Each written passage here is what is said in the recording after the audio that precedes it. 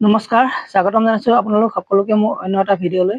আহি গ'ল আপোনালোক সকলো কৃষক বন্ধুলৈ বহুত ভাল খবৰ। লগতে অনাগত দিনত আমাৰ চেনেলৰ জৰিয়তে নতুন খবৰ পাই থাকিবলৈ আমাৰ চেনেলটো ছাবস্ক্ৰাইব কৰি বেল আইকনটো প্ৰেছ কৰি দিব। আহকচোন দেৰি নকৰি আজি ভিডিঅ'টো আৰম্ভ কৰোঁ। আহি গ'ল সকলো কৃষক বন্ধুলৈ বহুত ভাল খবৰ। আজি মই ভিডিঅ'টোৰ জৰিয়তে আপোনালোকক প্ৰধানমন্ত্ৰী কিষাণ সন্মান নিধি আঁচনিটোৰ বিষয়ে ক'ব বিচাৰিছোঁ।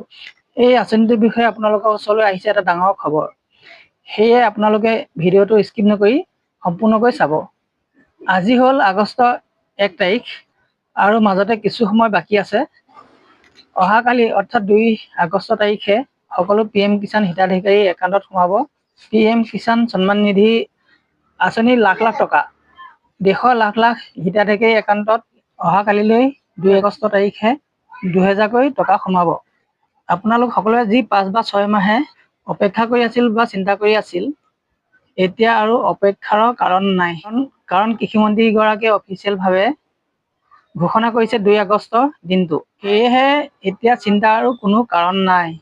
অহাকালিলৈ অৰ্থাৎ 2 আগষ্ট তাৰিখে সকলো PM কিষাণ হিতাধিকাৰী সকলৰ একাউণ্টত চৰকাৰী ধন সোমাব। এয়াই আছিল মোৰ ফালৰ পৰা আপোনালোকক দিবলগীয়া গুৰুত্বপূৰ্ণ খবৰ। এতিয়া ভিডিঅ'টো চাই আপোনালোকে কেনে পালে মোক কমেণ্ট কৰি জনাব। ভিডিঅ'টো আজিলৈ ইমানেই। Bye bye.